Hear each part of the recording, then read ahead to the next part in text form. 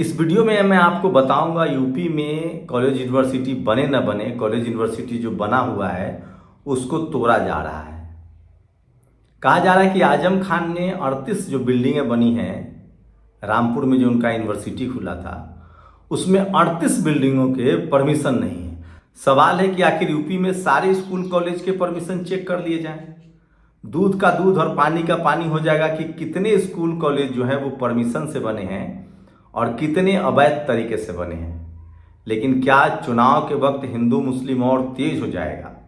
अभिषेक उपाध्याय ने बकायदा बताया है कि कैसे पूरा चुनाव तक अब हिंदू मुस्लिम जोर पर रहेगा। इस वीडियो को अंत तक देखिएगा। वो खबरें आपको देखने को मिलेंगी जो कोई खबर आपसे नहीं बताता है, जिन खबरों से सरकार जो है डरती है, घबराती है और टीवी अखबार वो सवाल नहीं पूछता है।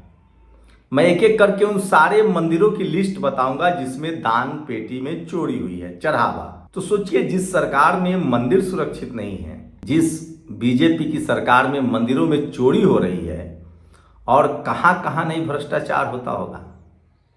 और सोचिए, इस देश में छुटवैयों की क्या औकात है। सालीग्राम, धीरेन्द्र शास्त्री दुनिया को बेवकूफ समझ रहे हैं।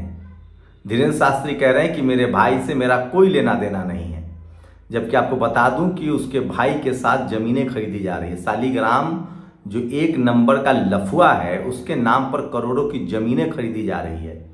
सोचिए, गरीब हिंदू, दलित, पिछड़ा, किसान, आदिवासी, अल्पसंख्यक 10-10 रुपया करके देता है और वो आदमी करोड़ों की जमीन खरीद रहा है। और अगर कोई जमीन न बेचे तो उस पर गोली मार देता है, गोली चलाता है।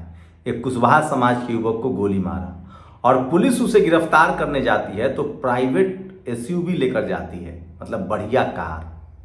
और सोचिए, अगर मेरठ में धरना ना होता और सोशल मीडिया ना होता, अब पता चला है कि आरोपी के एक भाई जो पुलिस में था उसकी गिरफ्तारी हुई है, वो भी इस हत्या में शामिल था। लेकिन एक अस्थाना नाम की मैडम जो जांच अधिकारी थी, उन्होंने उसको बचा दिया था और वो जाके ज्वाइन भी कर लिया था। तो धरना, प्रदर्शन और सोशल मीडिया पर हंगामा ना होता तो आरोपी के साथ देने वाला एक और उसका भाई आरोपी जो पुलिस का जवान भी है, वो कभी जेल नहीं भेजा जाता और ऊंचे अधिकारी जांच न करते। तो ये वो खबरें हैं जो आपको जाननी चाहिए, समझनी चाहिए, और इसी में इस देश का मर्म छिपा है। नमस्कार, मैं शंभू कुमार सिंह और आप देख रहे हैं नेशनल दस्तक। सबसे पहली खबर आजम खान की। आजम खान के रामपुर में बने गौहर यूनिवर्सिटी के 38 बिल्डिंगों को तोड़ दिया जाएगा अगर वो खुद नहीं ढहाते हैं। प्रशासन का कहना है कि इन बिल्डिंगों को बनाने के लिए परमिशन नहीं लिया गया है। तो सबसे बड़ा सवाल उठता है कि इस देश में कितने बिल्डिंग हैं जिसको परमिशन लेकर बनाया गया है? क्या यूपी की सरकार बताएगी? एक तो साहब ने कहा था कि 90% घर लखनऊ में बिना परमिशन के बने हुए हैं। दरअसल आजम खान हैं, उनका नाम खान है।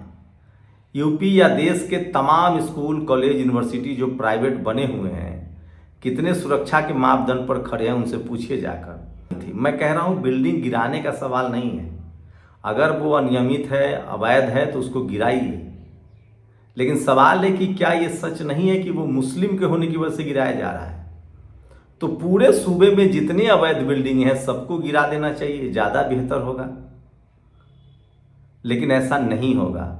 आजम खान को सिर्फ और सिर्फ मुस्लिम होने की सजा दी जा रही है। ये गांठ बांध कर रख लीजिए। और ये चुनाव तक हिंदू मुस्लिम चलेगा, हिंदू मुस्लिम, हिंदू मुस्लिम। नहीं भरोसा है तो इन कांवड़ियों को देखिए। मुजफ्फरनगर में कांवड़ियों का उत्पात फिर हुआ। अगर कोई गाड़ी टच कर जाए, हॉर्न बजा दे, तो कैसे गाड़ियों को तोड़ देते हैं।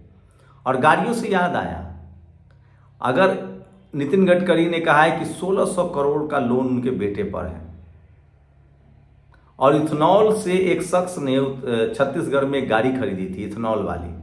उसकी गाड़ी खराब हो गई, उसने एजेंसी को कंप्लेन किया, फिर वो उपभोक्ता फोरम में गया।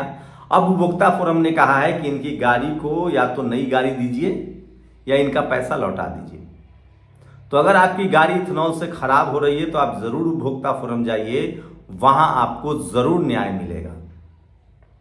ये सबसे बड़ी खबर है जो मैं चाहता था कि आपके साथ शेयर करूं। ये दूसरी बड़ी खबर जो है वो आपको समझना चाहिए कि इस देश में क्या चल रहा है। सोचिए, ये सालीग्राम है, धीरेन्द्र शास्त्री का भाई। धीरेन्द्र शास्त्री हिंदू राष्ट्र बनाने चला है, धर्म का बड़ा ठेकेदार है। ये कहता है कि मेरे भाई से मेरा कोई लेना देना नहीं है, जबकि धीरेन्द्र शास्त्री और सालीग्राम दोनों भाई मिलकर अरबों खरबों की जमीन खरीद रहे हैं। सोचिए, इसके भक्त जिसके जीवन में कुछ नहीं बदला, ये शख्स 10-10 रुपए आम आदमी से लेकर जमीनें खरीद रहा है, बड़ी बड़ी संपत्तियां बना रहा है। इसके भाई ने कुशवाहा समाज के युवक पर गोली चला दी और उसके बावजूद पुलिस जब इसे गिरफ्तार करने गई है तो इसको वीआईपी गाड़ी से ले जाया जा रहा है। ये तस्वीरें देखिए, पुलिस जो है वो किराए की गाड़ी ले जा रही है और वो भी बेहतर गाड़ी, और तब इसको डिटेन किया गया है। पता नहीं इस पर कोई कार्रवाई होगी भी या नहीं होगी, लेकिन ये आजम खान नहीं है तो इस पर कोई कार्रवाई नहीं होगी, हमसे लिखवा लीजिए। यही इस देश की हकीकत है।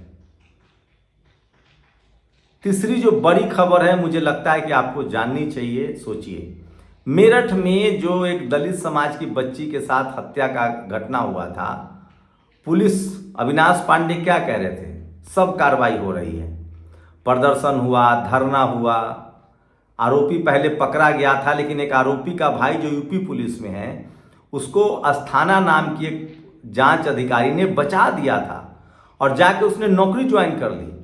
जब मेरठ में प्रदर्शन हुआ, पुलिस की गलतियां सामने आई, अविनाश पांडे ने वहां रवि गौतम समेत कई प्रदर्शनकारियों को थप्पड़ मारे और सारा वीडियो सोशल मीडिया में कैद हो गया। उसके बाद सोचिए, सोशल मीडिया में कैद होने के बाद उसका ये नतीजा हुआ कि उसमें कई अधिकारी जो हैं वो अब जांच करने लगे। चंद्रशेखर आजाद गए, उसके बाद राजेंद्र पाल गौतम भी जाना चाह रहे थे, पॉलिटिकल सोशल प्रेशर बना। अब जाकर उस आरोपी के एक और भाई को जेल भेजा गया है, वो हत्या में शामिल था, साक्ष्य मिटाने में शामिल था। अगर धरना प्रदर्शन न होता तो सोचिए क्या होता। अभी चंद्रशेखर आजाद के जंतर मंतर जाने के बाद जो भूख हड़ताल पर बैठे हैं सोनम वांगचुक, अब उस पर भी देश भर में चर्चा होने लगी है। मैं फिर कह रहा हूं, चंद्रशेखर आजाद एक युवा नेता हैं, पीड़ित परिवार के साथ खड़े होते हैं, पीड़ितों से मिलते हैं और ये अच्छी बात है। जब तक इस देश में डेमोक्रेटिक देश है, इस देश के लोग बहुत मोटी चमड़ी के हुक्मरान होते हैं। सत्ता में जो बैठे लोग होते हैं ना, उनकी बड़ी मोटी चमड़ी होती है, चपरासी से लेकर चीफ जस्टिस तक। इस देश में के जो लोग हैं, कितना सुंदर देश है, लेकिन इस देश में जो जातिवादी और सांप्रदायिक सोच के लोग हैं, दो तरह के सोच के जो लोग हैं ना, वो देश के लिए खतरनाक है। चाहे वो चपरासी से लेकर चीफ जस्टिस तक के पद पर बैठे हों, media, judiciary, college, university, bureaucracy, business, कहीं भी जो जातिवादी सोच का है और जो सांप्रदायिक सोच का है, वो बहुत मोटी चमड़ी का है और वो तब तक नहीं जगता है जब तक सरकार से जनता सवाल ना पूछे। पहले मीडिया सवाल पूछता था तो ये लोग जगते थे, अब मीडिया ने सवाल पूछ दिया है तो ये कौन जगेगा। इसलिए इनको जगाने के लिए आपको लगातार धरना प्रदर्शन जो है वो करना पड़ेगा। तो एक और खबर बता रहा हूं कि अब तक किन किन मंदिरों में चोरी हुई है, ये बड़ी खबर है और मुझे लगता है कि ये देश को जानना चाहिए। अगर आप नहीं समझेंगे तो इससे पहले देर हो चुकी होगी। कुछ और बड़ी खबरें हैं, सोचिए, लेकिन पहले मंदिर चोरी जान लीजिए। अयोध्या राम मंदिर में चोरी, माता वैष्णो देवी मंदिर में चोरी, बद्रीनाथ मंदिर में चोरी, केदारनाथ मंदिर में चोरी, गुजरात के अंबाजी मंदिर में चोरी, तिरुपति मंदिर में प्रसाद में मिलावटखोर। सोचिए, इस तरह की इतने मंदिरों में चोरी की मैं आपको खबरें बता रहा हूं। कुछ और खबरें मैं चाहता हूं कि आपके साथ शेयर करूं और इससे अंदाजा हो जाएगा कि देश में आखिर चल क्या रहा है। तो E20 कार से अगर आप खराब हो रही है आपकी कार, तो आप जाइए सीधे कंज्यूमर फोरम में, आपको न्याय मिलेगा। रायपुर में सोचिए, मारुति कंपनी ने कहा था कि ई फ्यूल से गाड़ियां खराब नहीं होती हैं, अब उसको हर्जाना देना पड़ रहा है। गडकरी जी ने कहा है कि अगर आपको इथेनॉल वाला तेल नहीं लेना है तो ओरिजिनल पेट्रोल 150-60 रुपये देता है, वो भी आप ले सकते हैं। सोचिए, और जिस देश, सोचिए किस तरह से राम मंदिर, बद्रीनाथ जी, नलखेड़ा मंदिर और माँ वैष्णो मंदिर में जो राक्षस बिठा करे पाप। सोचिए, राम मंदिर, बद्रीनाथ जी, नलखेड़ा मंदिर और माँ वैष्णो मंदिर, इन सब में चढ़ावा चोरी हो गए हैं। जो सोने चांदी के चढ़ावे हैं वो चोरी हो रहे हैं। नर्मदा के उद्गम स्थल अमरकंटक मंदिर में सोना चांदी का रिकॉर्ड ही गायब है। और गडकरी जी के बेटे का लोन जो है बैंक का, वो 1600 करोड़ रुपए का है। ललिता गौतम मर्डर केस में एडीजे के आदेश के बाद मुख्य आरोपी अंकुर का भाई पीएससी जवान गिरफ्तार अंकित को पहले सबूत मिटाने के आरोप में गिरफ्तार करके छोड़ दिया गया था।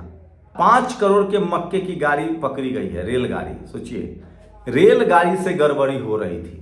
और देश में ऐसा ऐसा भ्रष्टाचार है जिसे सुनकर आपका दिमाग सुन्न हो जाएगा, लेकिन टीवी अखबार आपको नहीं दिखाएगा। 5 करोड़ रुपए मक्के से लदा हुआ ट्रेन जो है वो फर्जी तरीके से एटा में जा रहा था। सोचिए, 74 लाख का जुर्माना बनता है, लेकिन उस पर 8 लाख का जुर्माना करके छोड़ दिया गया। मुजफ्फरनगर में कांवड़ियों ने 2 गाड़ियों में बड़ी तोड़फोड़ की है। और सोचिए, ये है हर्षवर्धन त्रिपाठी। ये शख्स ने लिखा कि भूख हड़ताल तो किराए पर भी लोग करते हैं। इसके कमेंट में इतनी गालियां पड़ती है कि आप कल्पना नहीं कर सकते हैं। ये शख्स पत्रकार नहीं, बीजेपी के प्रवक्ता है जैसा लोग कह रहे हैं। इस शख्स ने एक अच्छा संदेश भी लिखा कि देखिए, जो कुमार विश्वास है उसने हमारे लिए नींबू और आम भेजा है, उसमें भी सिर्फ और सिर्फ गालियां लिखकर भेजी गई। सोचिए, और इसरो के वैज्ञानिक जो हैं वो इसरो छोड़ रहे हैं। हम विश्वगुरु बन गए हैं ना। ये जो अमेरिका लंदन में लोग नारेबाजी कर रहे हैं, उनको भारत बुलाइए। इसरो के 120 साइंटिस्ट ने क्विट कर दिया है और अब भारत सरकार कह रही है कि इसको रोका जाए। तो ये तमाम बड़ी खबरें हैं जो सोशल मीडिया पर वायरल है। और सोचिए, और शिशिर कपूर बिजनेसमैन है, वे भारत मंडपम में लगे भारत टेक्स 2026 की असलियत बता रहे हैं। तो धीरे धीरे ही सही लोग अब बोलने लगे हैं। और महिला का सलवार उतारना और सीना दबाना रेप की कोशिश साबित करने के लिए काफ़ी नहीं, ये पटना हाईकोर्ट का बयान है। 94% लखनऊ अवैध बना हुआ है, सिर्फ 6% नक्शे पास हैं। तो क्या इन सबको गिरा दिया जाएगा जैसे आजम खान का? और ईडी की ममता बनर्जी के करीबी रहे मदन मित्रा की पत्नी को ईडी ने पेश होने का आदेश दिया। अगले ही दिन मदन मित्रा के साथ ने ममता का साथ छोड़ दिया। तो ममता बनर्जी ने अब माफ़ी मांगी है कि मैं बीजेपी के गद्दारों को नहीं पहचान पाई। मैक्सिमम जनरल कैटेगरी के जो एमपी एमएलए हैं वो सब जा चुके हैं बीजेपी के साथ, चाहे वो किसी पार्टी के हो। पीएसएलवी रॉकेट तकनीक प्राइवेट कंपनियों को दी गई है। अब इसरो को फंड न मिल रहा है न सहयोग। पिछले साल 100 से ज़्यादा वैज्ञानिकों ने नौकरी छोड़ दिया है। तो ये आपके देश की हकीकत है और ये आप भारत विश्वगुरु बन गए हैं। और राकेश टिकैत ने भी सोनम वांगचुक का समर्थन किया। ये तमाम बड़ी खबरें हैं जो सोशल मीडिया पर वायरल है। और राम मंदिर चंदा चोरी के बाद हरिद्वार के मनसा देवी में भी मंदिर में चोरी हुई है। ये वो खबरें हैं जो आपको कोई टीवी अखबार नहीं बताएगा। और मैं इसलिए, और यूपी में सोचिए, जमानत अर्जी में 10 दिन की देरी पर हाईकोर्ट सख्त। यूपी सरकार लगाया 50,000 करोड़ का जुर्माना। प्रकाश अम्बेडकर भी जो हैं वो आ रहे हैं महाराष्ट्र से। तो ये तमाम बड़ी खबरें हैं जो सोशल मीडिया पर वायरल है।